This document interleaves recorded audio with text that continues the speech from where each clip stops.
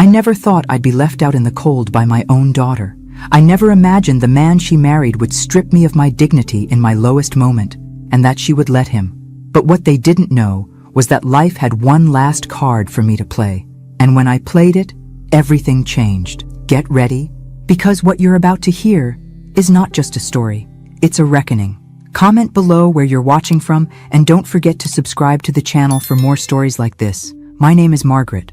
I'm 58 years old, and until not long ago, I believed in something called unconditional love, especially when it came to family. I built my life around my husband and our daughter Amanda.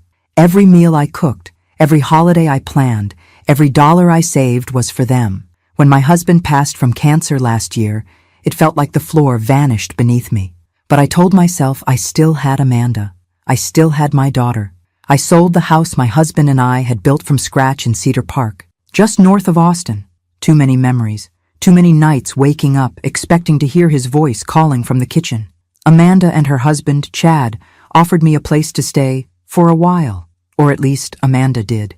Chad barely looked up from his phone when I moved in.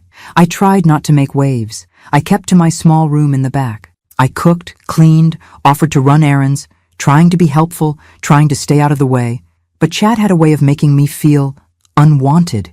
His eyes always carried this irritation, like I was a splinter under his skin. It started with the small things. He'd roll his eyes if I asked a question. He'd change the TV when I was mid-show. Once, I heard him mutter under his breath, "Freeloader," as he passed by me in the hall. I tried to convince myself I misheard, but deep down, I knew I hadn't. Amanda? She said nothing. I'd look to her for backup, for a word, anything. But she always played it down. He's stressed, she'd say. Work's been rough. I swallowed the shame and stayed quiet. That's what mothers do, right?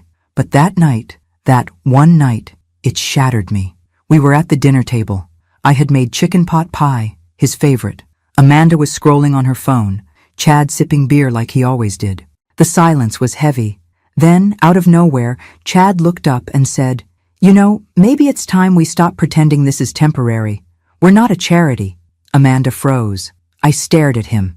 "What do you mean?" He smirked.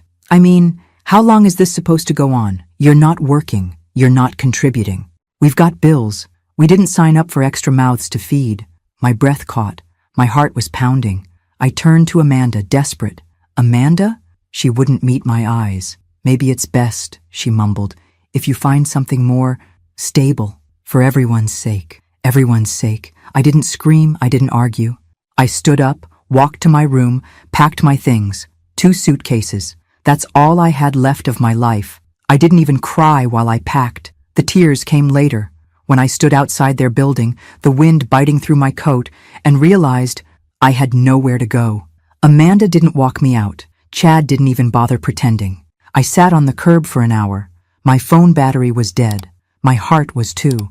I remember thinking, this is what it feels like to be erased. That night, I checked into a motel, the kind where the wallpaper peels and the vending machine eats your change. I lay awake, staring at the ceiling, wondering how everything could turn so cold, wondering what I had done to deserve this kind of abandonment. The next morning, I sent Amanda a message. "I understand. I love you. Always." No reply. The next week, I sent another. Then another. Birthdays. Little updates. Silence. 3 months passed. Each day felt longer than the last. I tried applying for jobs, anything. But no one wanted to hire a grieving widow in her late 50s with no recent work history. I considered cleaning houses, babysitting, but my body didn't move the way it used to. The loneliness, it was suffocating. And worse than that, the shame. I had given everything to that girl. How could she turn her back so easily? One evening, as I was going through a box of old family keepsakes, trying to feel close to something, anything, I found it. My mother's old diary. I hadn't read it in years, maybe never, but something pulled me to it. I sat on the edge of the motel bed, turned the pages, and that's when I found it. A name, a truth, a secret that changed everything. I remember the moment clearly. My hands shook, my heart raced, because suddenly, I wasn't just the mother who got kicked out. I was someone else entirely, and for the first time in months, I smiled. They took everything from me, but they had no idea what was coming. After that night, The days blurred into each other like gray watercolors bleeding on a wet canvas. The motel room smelled of stale air and distant cigarettes. The buzzing hum of the vending machine outside my door became a lullaby of defeat. I stayed quiet. I didn't cry every night, but when I did, it was quiet. The kind of crying where your whole body trembles, but you keep it inside because no one's coming to comfort you. I texted Amanda again on the 4th day. A simple message. I'm okay. Just wanted to know how you are. No reply. I tried again 2 weeks later. Just a heart emoji. Nothing. I told myself she was busy, that she'd come around, that Chad must be twisting things. But as the weeks rolled on, that hope started to rot inside me. My money was thinning.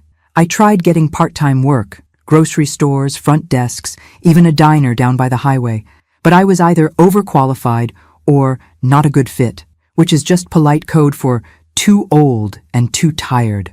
One night, I sat on the floor of that room, sorting through the only box I had brought with me that wasn't clothes. It was a dusty memory box from the house, some old photos, a few letters, and tucked at the very bottom, a small, leather-bound book. My mother's diary. It surprised me. I don't remember packing it. I almost put it back, but something about the way the leather felt in my hands made me pause. I lit the old lamp on the side table and opened the first page. Her handwriting hadn't changed from the notes she used to slip into my lunchbox as a kid. Looped, neat, always in ink. At first, it was ordinary stuff. Weather, church, complaints about grocery prices. But then I got to the entry dated June. He came again today, said he wished things were different, that he wished I could be his wife, but he has a family, a business, a name to protect. Margaret will never know. She must never know. I just pray one day she understands how much I loved her, even if she was born out of mistake and desire. I read it twice. Then again, she must never know. My breath caught in my chest. I flipped further, entry after entry, hints, memories, meetings at hotels, small cash payments she tried to refuse but needed desperately. She never named him in full, only initials, HJS. But then, another entry. February. He said he'd made arrangements, that if anything ever happened to him, he'd ensure Margaret had something. A part of what he built. It won't be official, of course. It's too dangerous. But he promised me. A trust, a letter. He said his lawyer, Mr. Goldstein, would know. That name, it hit me like a punch to the stomach. Goldstein. I'd seen it before. It took me 2 days and several online searches from the motel's shared computer, but I found him. Leonard Goldstein, retired estate lawyer, still listed under a private firm in Dallas. I didn't call. I couldn't. My hands trembled too much. Instead, I sent a letter. A real, handwritten letter explaining who I was, who my mother was, and asking, begging, for a conversation. 2 weeks later, I received a call. I remember the way his voice cracked when I mentioned my mother's name. He knew her, not just professionally, personally. I always wondered if you'd reach out someday, he said. There's something you need to see. I took a Greyhound to Dallas the next morning. My suitcase was half packed, just in case he turned out to be some scam artist. But when I walked into that quiet office, filled with old books and even older silence, I knew it was real. He handed me a sealed envelope. Yellowed, fragile.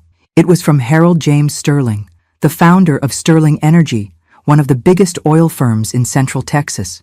A man I'd seen in newspaper clippings all my life. A man with a family, a reputation, a legacy. The letter was addressed to my daughter, Margaret Louise. I couldn't read the whole thing in one go. I cried before the second paragraph. He admitted everything, the affair, the regret, the silent love, and then the promise. In the event of my death, I have insured a portion of my personal assets, untraceable through my estate, are to be delivered to you via Mr. Goldstein. You are my blood. And though I was too much a coward to claim you in life, I claim you now in death. Mr. Goldstein slid a folder across the table. Inside, bank accounts, a modest investment portfolio, ownership papers, titles. The total value? A little over $1 million. I stared at the papers, then at him. This is real? I whispered. He nodded. It's yours. Always was. My heart thundered.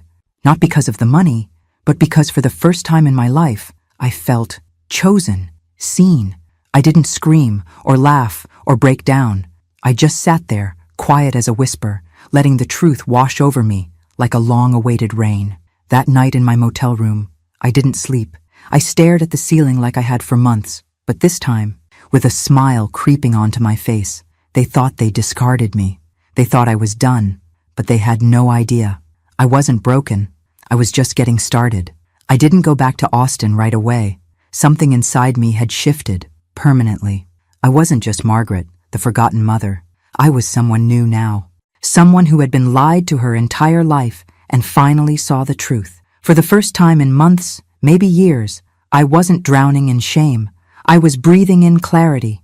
I stayed in Dallas for a few more days, just walking through neighborhoods, sipping coffee in silence, watching people live their lives. People who hadn't been tossed aside like I had. And for the first time, I didn't envy them. I studied them.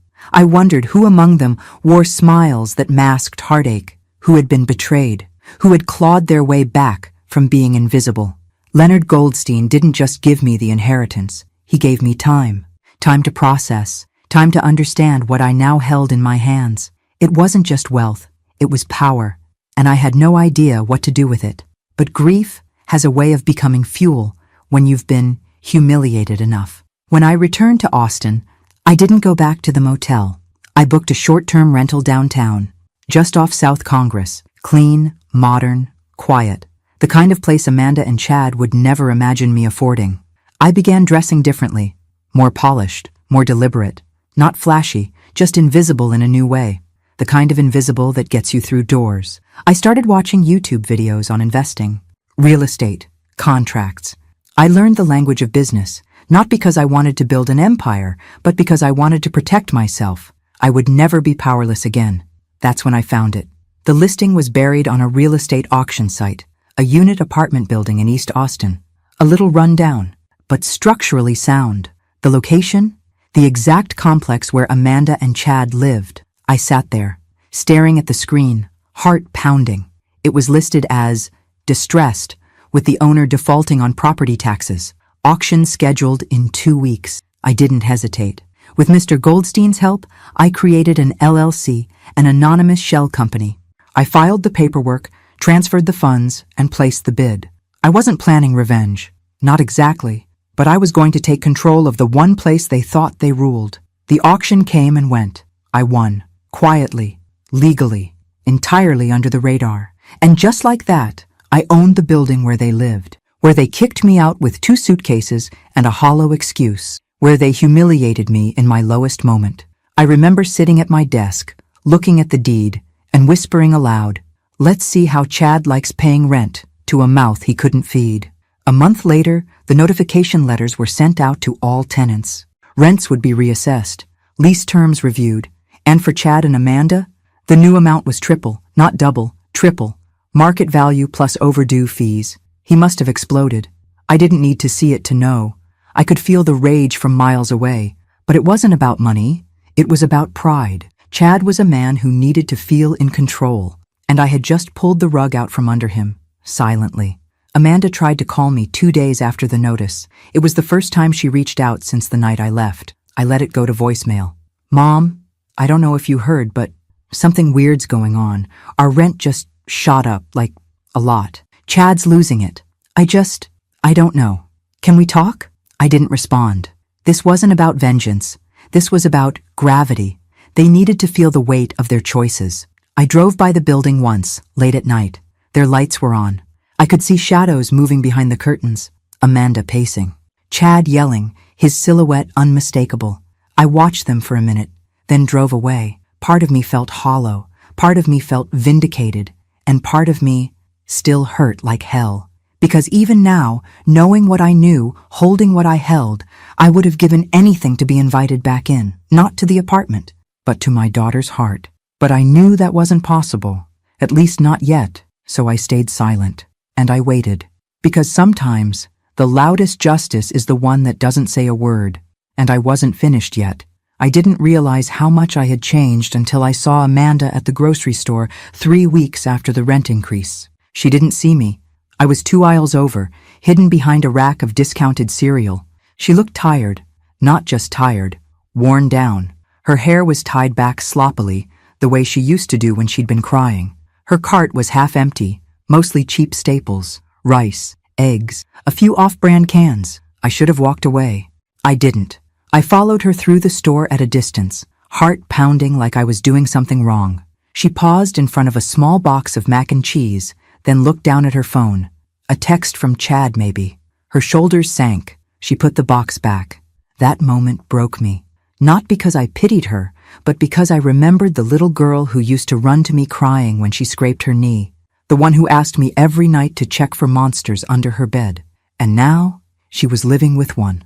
I drove home that day and sat on the couch in silence for hours. I stared at the window, thinking about how life had twisted us into strangers. But I reminded myself, this wasn't punishment. This was consequence. And consequence was long overdue. I had plans now. Not just the building, but a quiet, slow chess match. Every move calculated, every step thoughtful. With the LLC fully in place and the property legally transferred, I started repairs. Small ones at first. Leaks, broken locks, flickering lights. Chad never noticed. He was too distracted by the rent increase, yelling at the property manager by email, demanding answers. But I knew him, knew how his ego worked. He wasn't going to move. He'd see that as defeat. And Amanda? She'd follow his lead, as she always did. So I kept going.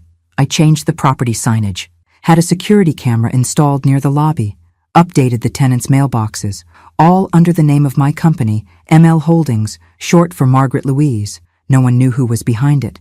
Then came the notice, annual inspections, mandatory. Chad sent a furious response through the tenant portal, filled with empty threats and self-righteous indignation. I smiled reading it. He was unraveling, and I didn't need to lift a finger. Meanwhile, I was becoming someone I barely recognized. I wore my hair differently now, sharper clothes. I walked with purpose. I started joining small business meetups under a pseudonym, learning the ropes of real estate, building connections. No one asked about my past. They only saw a quiet, composed woman with sharp eyes and cash on hand. The best disguise is the truth you don't say. One morning, I passed Amanda and Chad in the parking lot as I exited a tenant meeting. I kept my sunglasses on, hair tucked into a sleek bun, documents in hand. Amanda barely glanced at me. Chad didn't recognize me at all. Later that night, I sat in my living room, sipping tea, thinking about how strange it felt to walk right past your own child and be invisible. Not because you're weak, but because you're stronger than they remember. They couldn't see me now because they only knew the version of me they used to control. And that woman was gone. The calls from Amanda continued. Soft, hesitant voicemails. Hi, Mom. Just wanted to see if maybe you had time to talk. I know things have been complicated. I didn't return them. Not out of cruelty, but because I needed her to feel the void she created. And every time I felt doubt creep in, I opened my mother's diary. I read those words over and over again. Margaret will never know. She must never know. But I did know now, and with that knowledge came a kind of armor no one could tear through. I was no longer the woman begging to stay under their roof. I was the woman who owned it. I always believed revenge wasn't about getting even. It was about balance. Justice without fire, a correction, not a war. But when I saw the email response from Chad after he received the notice of his rent increase, I'll admit, a small flicker of satisfaction lit inside me. Subject, rent increase? This is absolutely unacceptable. This must be a mistake. Tripling our rent? That's extortion. I demand to speak to whoever owns this dump. We've lived here for 3 years and never been late once. This is robbery. He signed it, Chad D. Harmon, like his name meant something. I read the email 3 times and then forwarded it to my property manager with a simple note. Please respond using Standard Clause C regarding market rate adjustments. No special exceptions. Chad wasn't just angry. He was stunned. His arrogance never made room for the idea that someone could outmaneuver him. He'd become so used to being in control that the idea of answering to a faceless landlord drove him mad. Amanda tried calling me again that same night. The voicemail was different. No pretense. Mom, I know you're not picking up, but I really need to talk to you. Things are rough right now. Chad's upset. He's taking it out on everything. We're trying to figure things out. I miss you. I do. Her voice cracked at the end. For a moment, my fingers hovered over the screen. I could call her back, tell her it would be okay. that I'd fix everything, but I didn't. Because it wasn't okay, and I couldn't keep fixing the messes she helped make. Amanda had let him throw me out like I was nothing more than a bill they couldn't afford. And now that the pressure was on her, she remembered how to dial my number? No, let her sit with the silence a little longer. The next week, I authorized additional upgrades on the property. New exterior paint, hallway lighting, landscaping improvements. Chad's rent wasn't just a punishment. It was funding improvements for the other tenants. That was the irony. Everyone else benefited. He just couldn't see it. He began leaving angry notes under the office door. The water pressure sucks. Trash is piling up. If this is what we're paying for, it's a joke. Every note went unanswered. Amanda stopped leaving messages. She started texting instead. Short ones. Hey, can we talk? I really need you. Then silence again. Meanwhile, I watched the bank statements roll in. ML Holdings was stable, profitable even. The other tenants were quiet, respectful, and paid on time. It was only Chad making noise, and Amanda caught in his storm. But things changed when I received the quarterly report from the building manager. Attached were photos of Chad and Amanda's unit. The bathroom had mildew, kitchen tiles cracked, mail stacking up on the floor. They were cutting corners, living lean. I should have felt pity. Instead, I felt clarity. This wasn't just about rent. It was about power. And Chad was losing it fast. Word around the building was he'd started taking on extra hours at work. Amanda was seen crying on the back steps one afternoon by another tenant. They were unraveling from the inside out, and I didn't have to say a single word. That was the part I kept coming back to. For so long, I was the one begging to be heard, begging Amanda to see what Chad was, to see what she was becoming by standing beside him. Now, they were choking on their own silence, and I was watching from above, literally. My new apartment overlooked their courtyard, different building, higher floor, safer neighborhood, a view they could never afford. I didn't watch them all the time, just enough to remember that I wasn't crazy, that I hadn't imagined the betrayal, that what they did to me deserved consequences. And yet, despite all that, some nights I still found myself sitting by the window, holding my phone, staring at Amanda's last message. I really need you. The woman inside me, the mother, ached. But the woman I had become? She knew this was only the beginning. I always thought heartbreak came in loud moments, slamming doors, shouted words, public scenes. But the real heartbreak? It's quiet. It comes in the form of a voicemail you don't return, a message left unread, the silence between you and someone who once called you Mommy. The calls from Amanda stopped, the texts slowed, but the damage on her end only seemed to grow. From what I gathered through the building staff, the tension in their apartment had turned into open hostility. Chad was snipping at everyone, refusing maintenance requests, and demanding unnecessary inspections, looking for someone to blame. Amanda, I was told, looked like she hadn't slept in days. I didn't rejoice. I didn't celebrate. This wasn't about watching them suffer. It was about something far more painful. Watching the daughter I raised willingly stay in a cage and call it love. One afternoon, my property manager sent over a report after a noise complaint. The neighbor downstairs had heard a heated argument, shouting, something about losing control and, "This is all your fault." Chad had stormed out and didn't come back until the next morning. Amanda stayed locked inside the apartment the whole night, lights off, curtains closed. I waited, not for Chad, for her. It took 2 more days, 2 long, aching days. Then, just as the sun was dipping behind the trees one evening, my building's intercom buzzed. "Hi, this is Amanda Harmon. I was wondering if my mom lives here?" My heart stopped. I didn't answer right away. I just watched the screen, frozen. Then slowly, I pressed the door release. 10 minutes later, a soft knock echoed at my apartment door. When I opened it, she stood there looking like a shadow of the girl I raised, pale, makeup smudged, wrinkles in her shirt. She looked 20 years older than she was. We stared at each other for a long time. Neither of us spoke. Finally, she let out a breath. "Hi, Mom." I stepped aside. She walked in slowly, like she wasn't sure she was allowed to. The room was silent except for the clink of teacups as I prepared 2 mugs. I didn't ask why she was there. I didn't ask how she was. I just handed her the tea, sat down across from her, and waited. "I don't know where to start," she said, her voice barely above a whisper. I said nothing. She looked down. He's not easy. He's angry all the time. Blames the rent. Blames me. Blames the dog next door, for God's sake. Still, I stayed silent. I thought I was doing the right thing. Back then, when we asked you to leave, asked, as if I had a choice. I just wanted to keep the peace. I didn't want more conflict. Chad said, she paused. He said you'd never leave unless we pushed you. And God, I hate myself for agreeing. I took a sip of tea.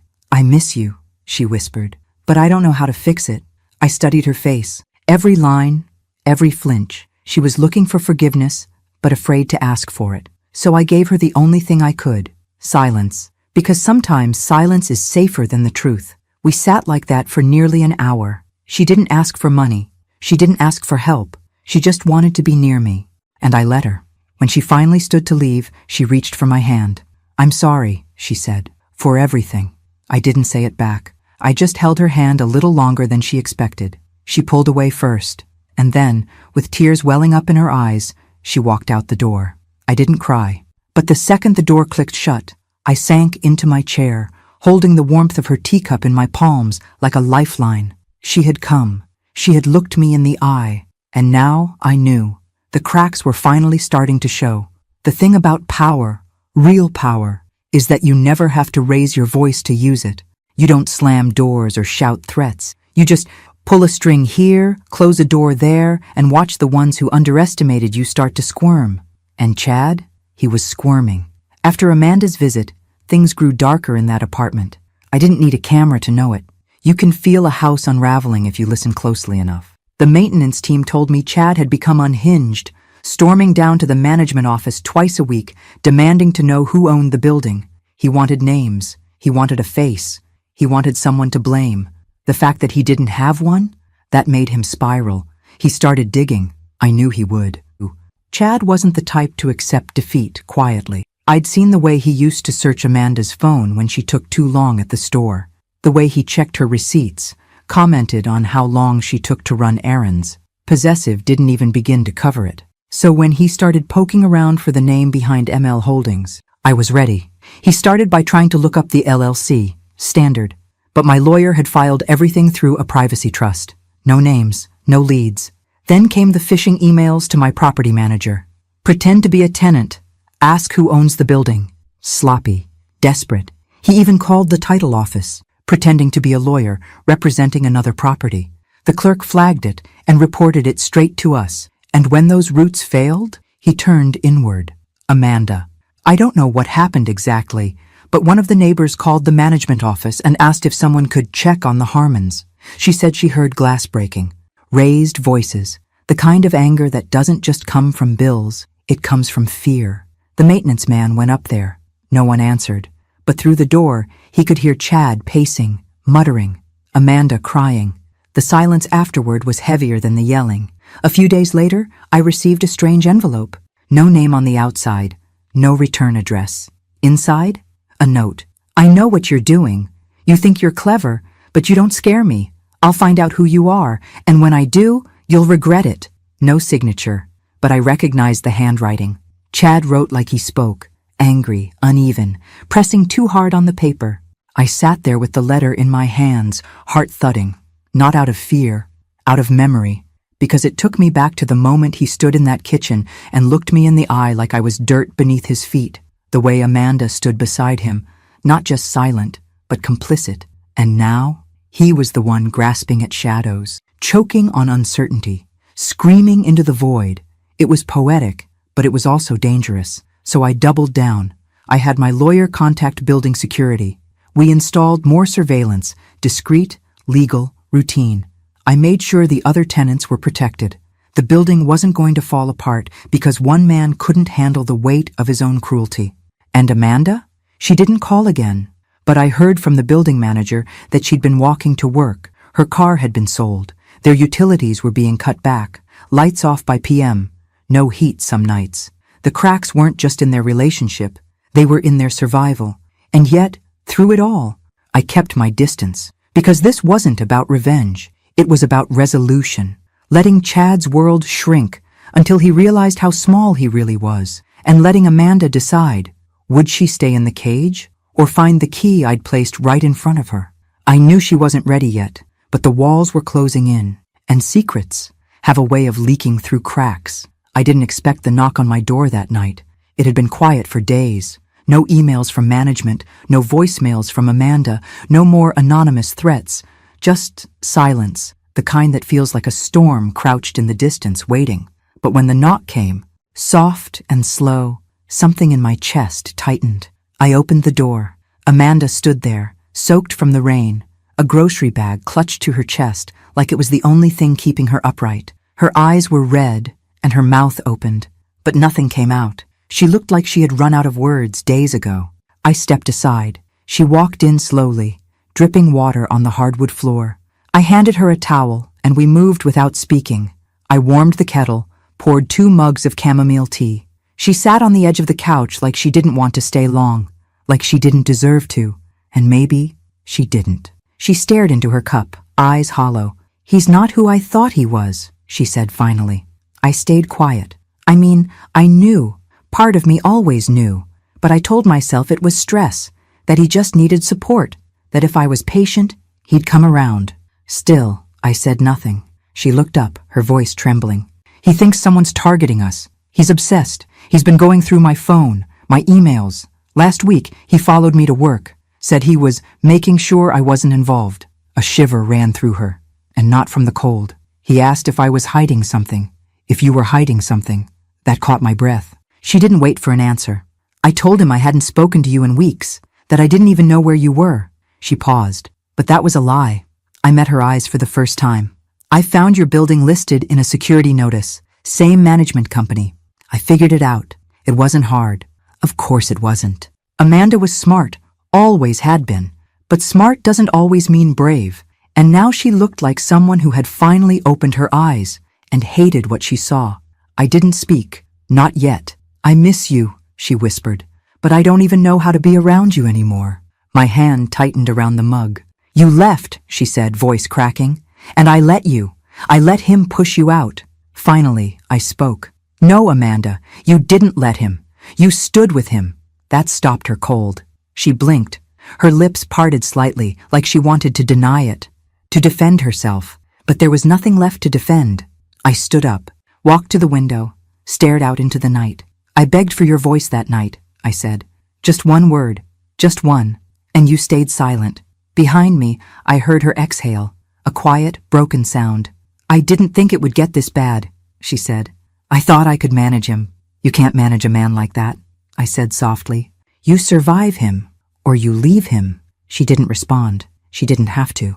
We sat in silence for a long time, 2 women who shared blood but not trust. Not yet, maybe never. When she finally stood to leave, she set the mug down carefully, her eyes rimmed with unshed tears. "I don't expect forgiveness," she said. "I just needed to remember what it felt like to be safe." I walked her to the door. She paused, then turned back suddenly and wrapped her arms around me.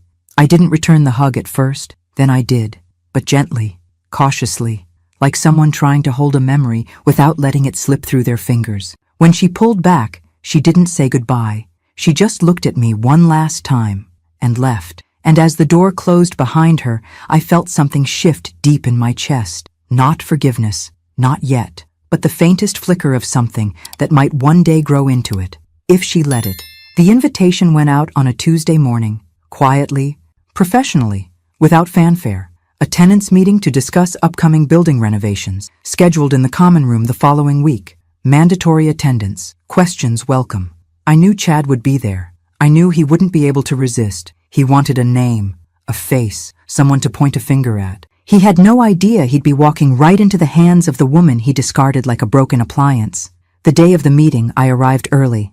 I wore a charcoal gray blazer and dark jeans. Simple, elegant, unrecognizable. My hair, now in soft waves, brushed my shoulders. I looked nothing like the woman who once begged for a sliver of dignity at Amanda's kitchen table. The common room filled slowly. Tenants trickled in, some curious, others annoyed, most indifferent. And then came Chad. He stormed in with the swagger of a man expecting confrontation, Amanda trailing behind him like a shadow. He didn't look around, didn't notice me. He only saw the property manager at the front and went straight to him. "Where is she?" he demanded. "I want to speak to the person in charge, today." The manager remained calm. "All questions will be addressed during the presentation." Chad scoffed. Amanda looked down at her shoes. I sat near the back, silent. The presentation began. Routine announcements, upgrades, timelines. The new security system, the updated landscaping, the improved insulation, practical changes, smart decisions. All funded in part by the very rent Chad had so bitterly protested. Then the manager paused. "We'd like to thank ML Holdings for their commitment to revitalizing the property and prioritizing tenant comfort. The owner is here today should anyone have questions." I stood up. The room turned. I walked slowly toward the front, calm, steady.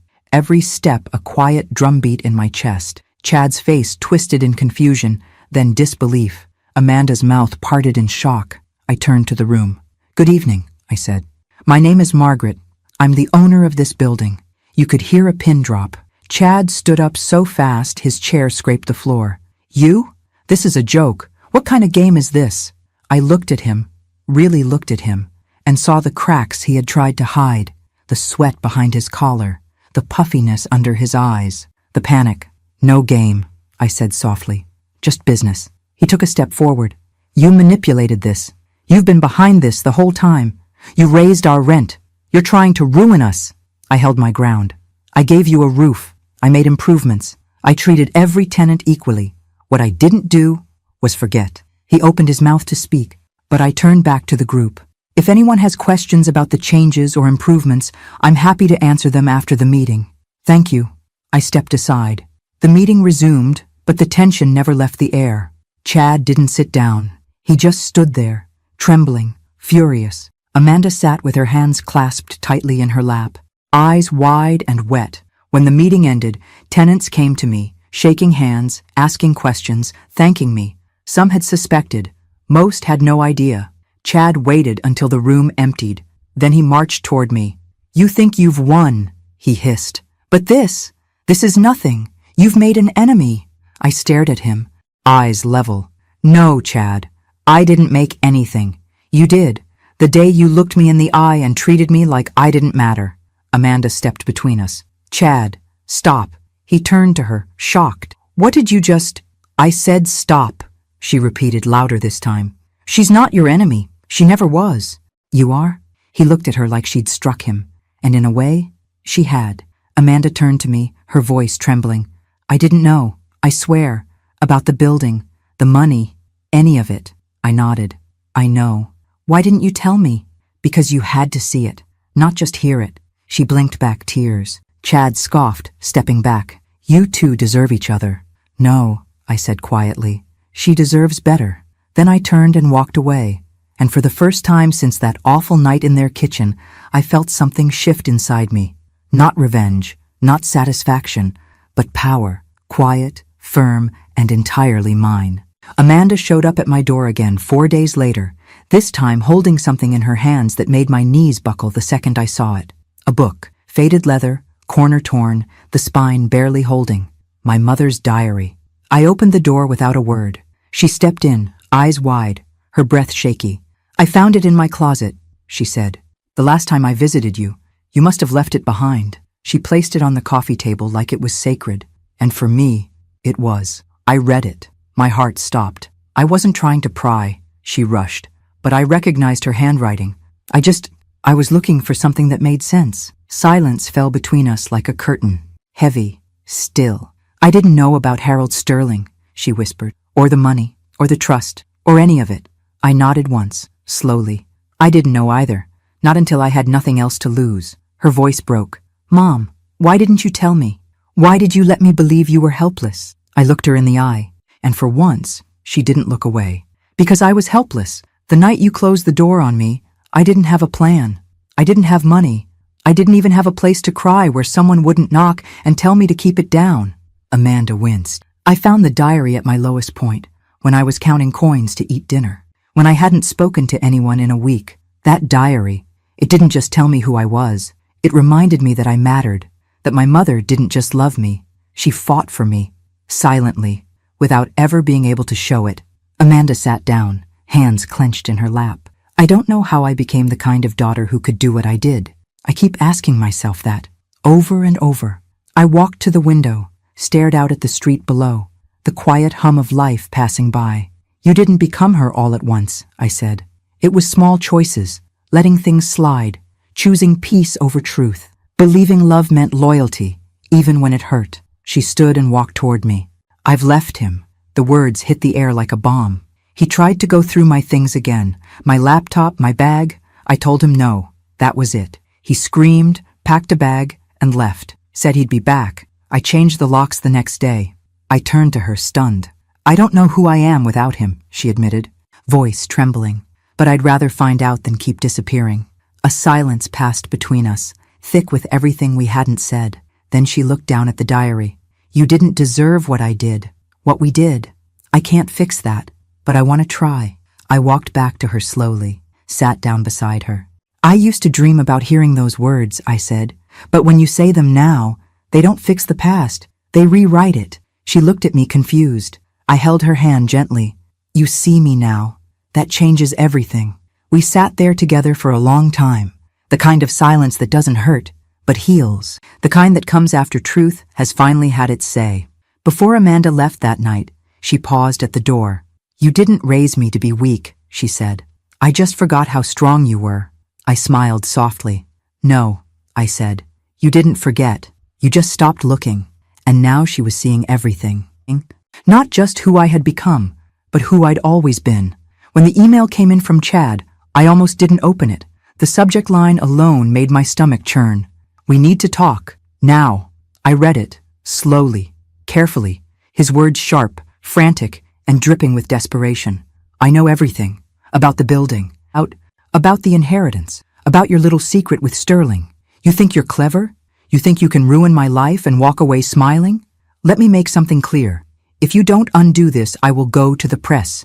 Your name, your mother's affair, everything. Let's see how your precious reputation holds up when everyone knows what kind of family you really come from. I stared at the screen in stunned silence. He had finally connected the dots. Somehow, through Amanda or his own digging, he'd discovered the truth. But I wasn't afraid, because I had planned for this moment since the day I bought the building. I forwarded the email to my attorney.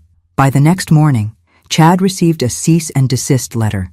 In it were records of every threatening message he had sent to the property office, the falsified documents he tried to submit under a fake law firm, and the tampered emails we had quietly traced back to his IP address. There were tenant complaints, maintenance sabotage logs, and even audio clips of his rants from public spaces around the building.